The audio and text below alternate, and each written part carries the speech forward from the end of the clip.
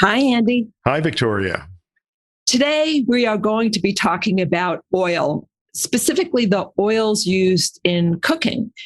And our listeners may be surprised to learn that vegetable oil is the most consumed food in the world after rice and wheat and constitutes a $232 billion market. And the majority of vegetable oil are seed oils, which are really problematic from a health point of view because of their high content of omega-6 fatty acids, which makes them pro-inflammatory and carcinogenic. And also the cultivation of these seed oils is a major problem for the environment. So we have an entrepreneur and an innovator who's joining us today, Jeff Nobbs. I've known Jeff for the past year and actually have been very interested and supported his company, Zero Acre Farms, which is making cultured oil. Well, let's welcome Jeff.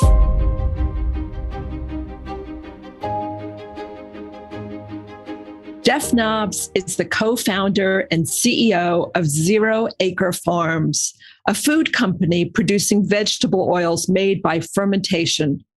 Jeff has more than 15 years of experience in the health and nutrition space and has co-founded companies that offer better quality ingredients, including the fast casual restaurant chain Kitava.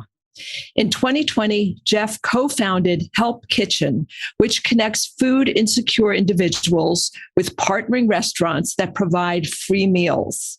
Welcome, Jeff. Thank you. It's a pleasure to be here. Jeff, your company, Zero Acres, offers a novel replacement to more conventional vegetable cooking oils. Tell us about cultured oil. What is it and why is it an important advance? I'm preaching to the choir here in many ways, I'm sure, but vegetable oils are a big problem. Andy certainly talked about this at length. They're problematic for our health and they're also problematic for the environment. One of the major reasons they're so problematic for our health is the types of fats that they're made up of. And humans don't have much of a history of eating those types of fats, specifically polyunsaturated omega-6 fats like linoleic acid. Those fats are unstable at high heat. They're even unstable in the bottle. They're unstable in storage. They're unstable under light. And these vegetable oils are also quite problematic for the environment. They're now the most consumed food in the world, and they account for about a third of global croplands. And as a result, they're driving deforestation and are responsible for two of the top three leading causes of deforestation. So it's been obvious to me for a while that something's got to change and that vegetable oils have got to go. What wasn't so obvious is what that solution was. And you had asked about cultured oil. Cultured oil is our first product, and cultured oil is a cooking oil made by fermentation. And what that means, to take a step back, what is fermentation? We hear the word thrown around a lot, but most people may not be familiar with what's actually happening on a microbial level. Fermentation describes when communities of microorganisms, or cultures as they're called, convert the sugars in foods like cabbage or milk or barley into entirely new foods like sauerkraut or yogurt or beer. We work with microorganisms that transform plant sugars into healthy fats. And we call those healthy fats, or those groups of healthy fats that come together to form an oil, we call that cultured oil. And cultured oil is, we think it's the cooking oil the world's been waiting for. And it's everything the vegetable oils are not. It's great at high heat. It doesn't break down. It's much better for the planet. It tastes really good, and it can be used for everything. So that's our first product, and we're really excited about it. Well, there's a lot there. And I'm just going to step one step backwards and ask Andy to chime in, because Andy, you've been advising people about the healthiest oils and fats to consume in their diets for many years. And I know that your thinking has evolved on this subject. Can you talk about how your recommendations have changed and why? First of all, I would make a distinction between seed oils and fruit oils, both of which are vegetable oils. Nature commonly puts oils into seeds, and we extract oils from seeds. It rarely puts oils into fruits, but when it does, those are very healthy oils. And also they're easy to extract, and so much better for the environment. The main fruit oil is olive oil, and that has a very long history of traditional use. I think it is a very healthy oil. It's one that I use primarily in cooking. The other fruit oil that's become available and economical in recent times is avocado oil. It has a neutral tasting oil with a high smoke point. I think both of these are very good oils. The problematic ones, as Jeff said, are the seed oils, whether it's extracted from soybeans or canola or peanuts, or, there's a whole range of them. But these are the ones that are high in the unhealthy polyunsaturated fats. And also their extraction is problematical because this is often done with heat, pressure, chemicals, which further denature the oils. And the growing of these crops is disastrous for the environment. These are relatively recent introductions into the food chain. I think seed oils really only became prevalent in our diets in the 20th century, probably in the 1920s. Refined soybean oil is now the primary one that's in all manufactured food that's subsidized by the federal government, which makes it cheap. And I think it's one of the unhealthiest food products that's out there. I learned about cultured oil actually some time ago. Jeff, you'll have to remind me, but I think it might have been, 12, 13, 14 years ago. There was a company that was making cultured oil and it was sold under the brand name Thrive. I was very enthusiastic about it. It had a neutral taste, high smoke point, all good, healthy, monounsaturated fat.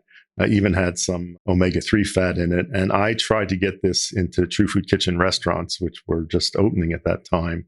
And we began to do this, but the company producing it couldn't supply enough and then eventually stopped producing it. So I was delighted when I heard that your company was picking this up and starting to manufacture it.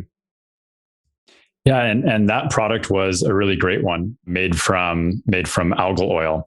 And unfortunately, it wasn't reliable enough on the supply chain side of things and ultimately became discontinued. But we think that method of producing oil using microorganisms has a lot of benefits. And while the product we're bringing to market, cultured oil, isn't Thrive and is different than Thrive, it's similar in many of its benefits. It's a liquid oil, stands up to heat, it can be used for a number of different applications.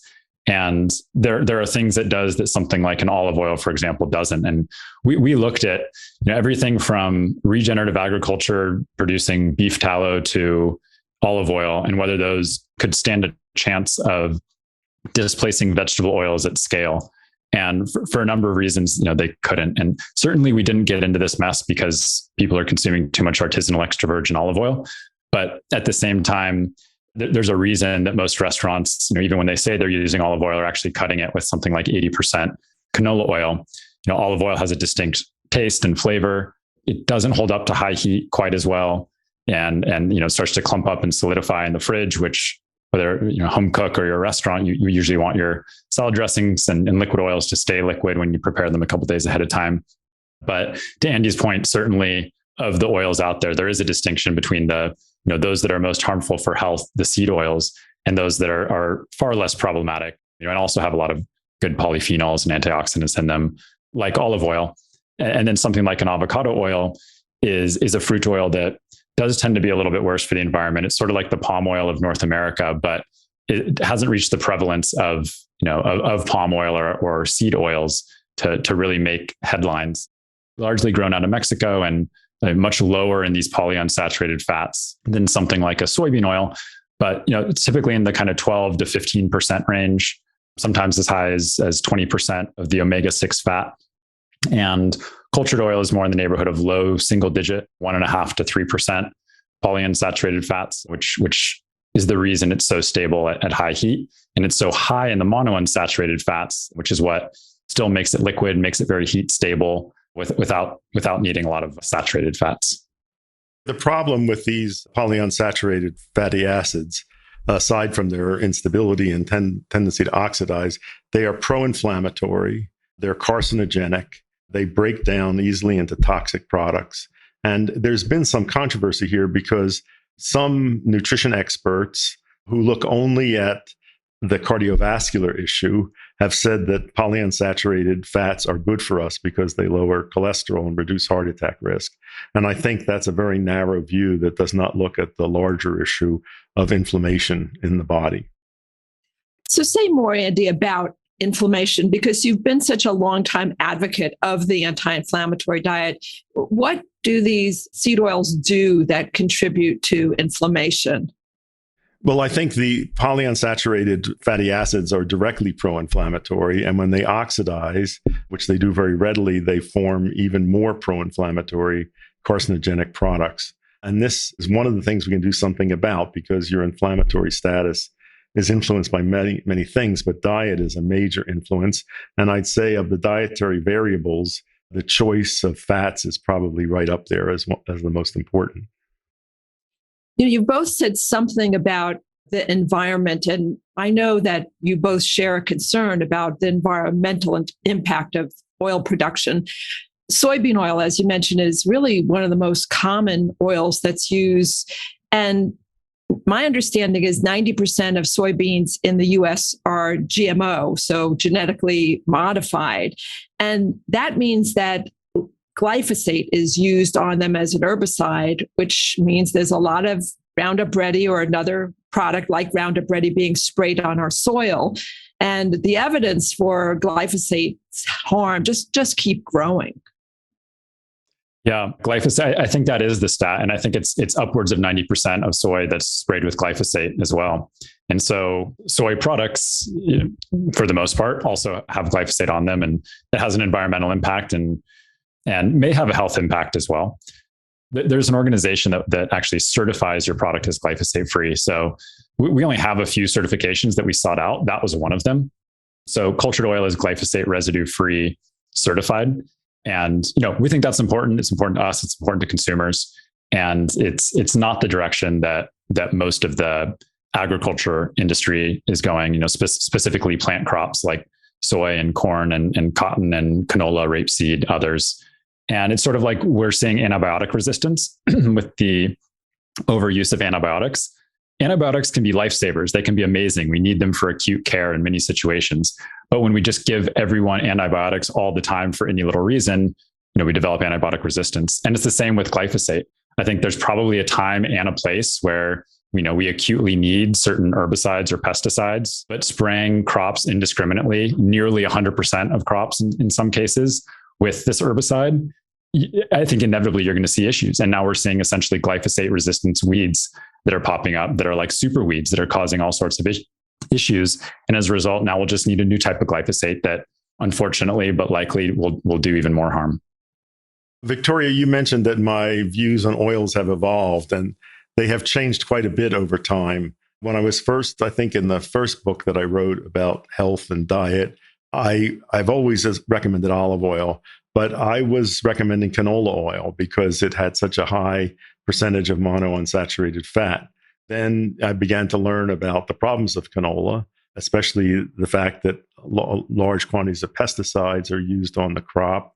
Also that the extraction usually is with methods that denature the oil.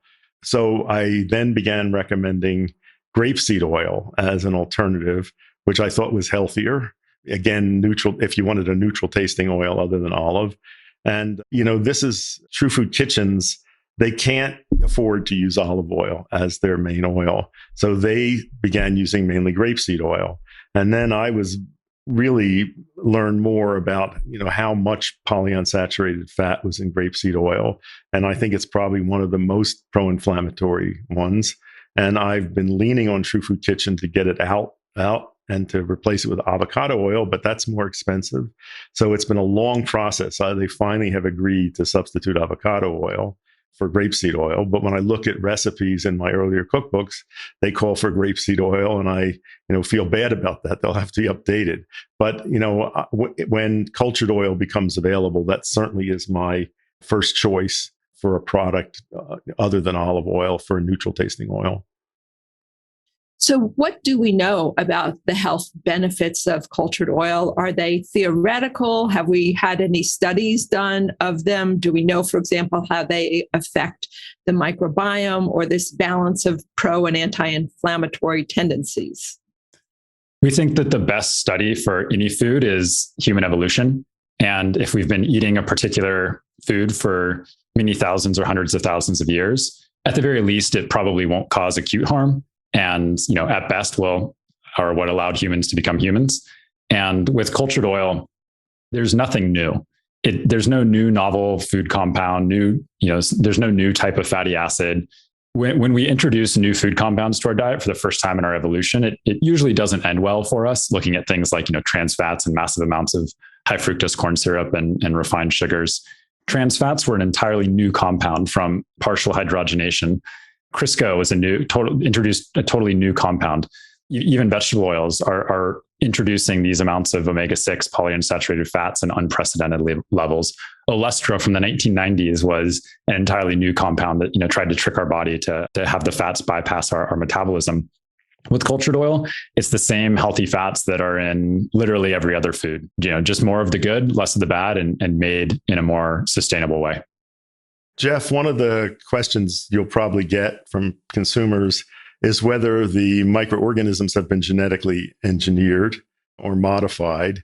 Obviously, they have been to produce oil, but that doesn't mean that the end product is genetically modified. Yeah, that's right. It's a GMO-free product. Cultured oil is. There's no genetic material in the product.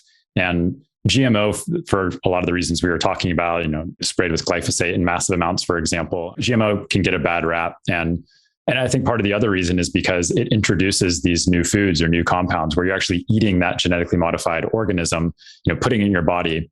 And that may introduce a compound that we've not eaten before. And then there are all sorts of environmental issues and contamination issues.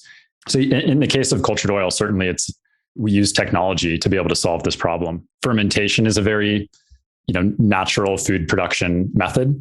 And so to the extent that we use technology on the genetic side of things, it's for the organism to produce more healthy fats faster. There's no introduction of anything new or novel. So when will the product be available? July 26th on zeroacre.com. That's where we're starting. Eventually, we hope we can say, just walk into your local fast food restaurant and the product's available in whatever you order. And will you be able to produce enough that we can supply True Food Kitchen? Yeah, it's a commercial scale. So, when we launch, there will be plenty available. It can be scaled way up. So True Food Kitchen, here we come. Can you tell our listeners what they can expect that the cultured oil will taste like? Maybe something about the flavor. That's a great question, Victoria. So when people think of fermented products and food from fermentation, they may think of things like kimchi and sauerkraut and tempeh and other fermented products with strong tastes. So cultured oil is delicious, like a lot of fermented foods, but it doesn't have that strong taste. So it's a very clean, neutral taste.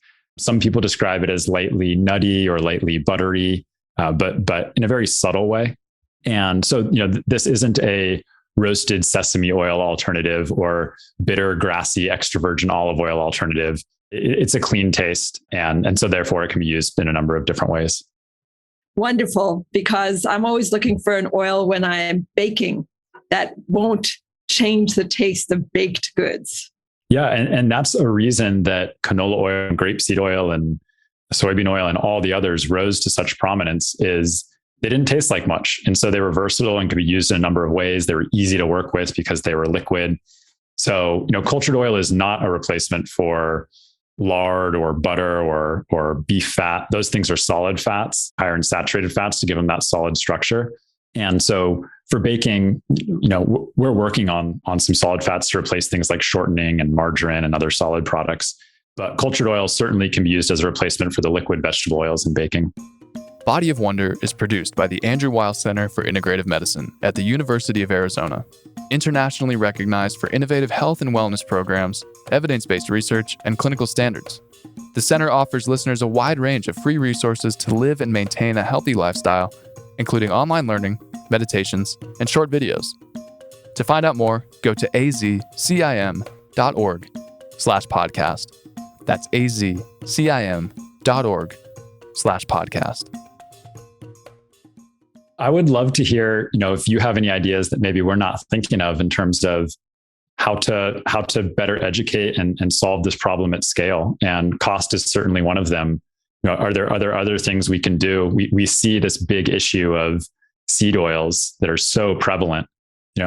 How do we try to impact change, whether it's with cultured oil or otherwise? Well, I would say most people that I know are unaware of the problem of seed oils.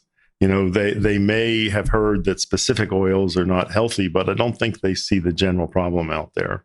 And as I said, there's also been this, a certain community of cardiology-oriented nutrition experts who think that eating polyunsaturated fatty acids is good for heart health. So I'd say the main problem is education, that really informing people about the truth about the harm of high intake of omega-6 fatty acids and the nature of these seed oils that have become so prevalent in our diet. And I would say a major issue is food policy, because as long as other kinds of crops are subsidized and make the vegetable oil really inexpensive, that will be a key reason why it's chosen in commercial food production. Andy brings up an interesting point about the focus on cholesterol and, then trying to make the link between cholesterol and heart disease and, ultimately death. And it's interesting, the reliance on biomarkers. In the last century, we thought all polyunsaturated fats were the same. And then we learned, they're actually omega-6s and omega-3s. And we relied on biomarkers to tell us, whether LDL was good or bad, whether HDL was good or bad. And you've seen, every 10 or 20 years, the stance changes as we get more information. And this is one of the problems when you rely on biomarkers as opposed to actual health outcomes, is it's really hard to know what's actually causing the thing we care about at the end of the day, which is, are people living longer? And I wonder how that will change and how our reliance on those biomarkers and, these large observational studies that don't draw causative evidence, wonder how those will change. But a lot of it, yeah, you're right, does come down to policy and education. At the end of the day, price. I have one other question, which is, as a fermented food, is this a prebiotic kind of food for the microbiome? Will the microbiome be happy to have this new cultured oil as a way to expand the diversity and the health of the microbiome? We're a bit further up the chain in that instead of feeding fibers or carbohydrates to our microbiome, which then produce short-chain fatty acids, our fermentation process includes one where a separate community of microorganisms, are fed these plant materials to produce fatty acids or cultured oil.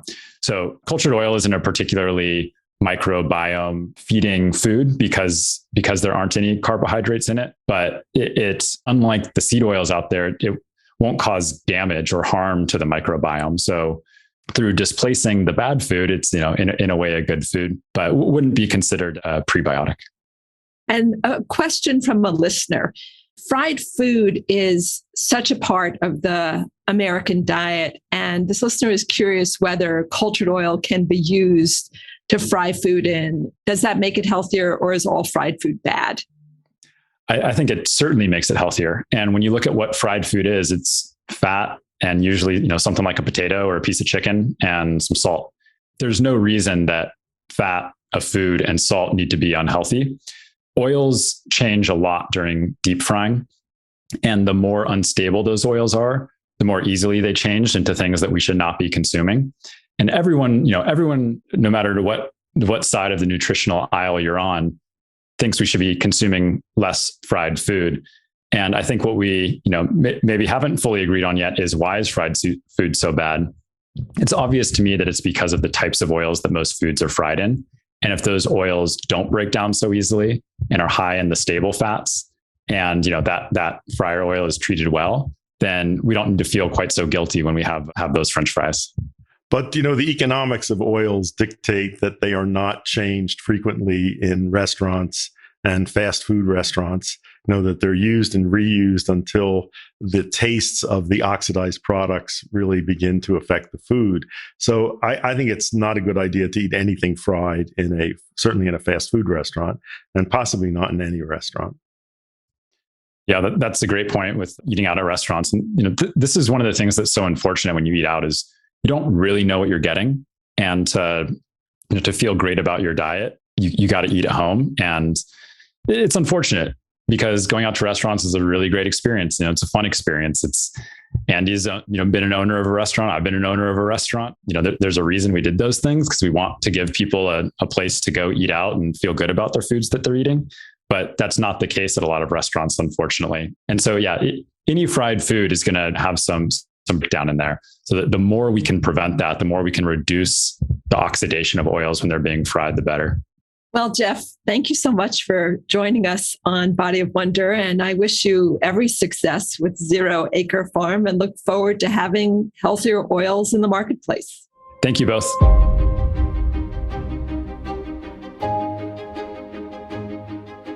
Listeners, this is Dr. Victoria Mazes. We would love for you to send us your questions for Andy, myself, or for our guests. You can call us and leave a voicemail by dialing 520-621-3950. Again, 520-621-3950. Or you can submit a question by going to our website, azcim.org/podcast. Again, azcim.org/podcast. We will review your questions and try to answer as many as possible on our programs.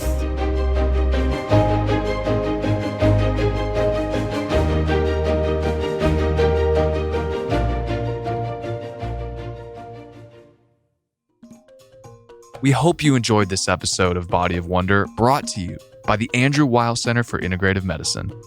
If you like the show, please rate us 5 stars, follow the show, and leave a review.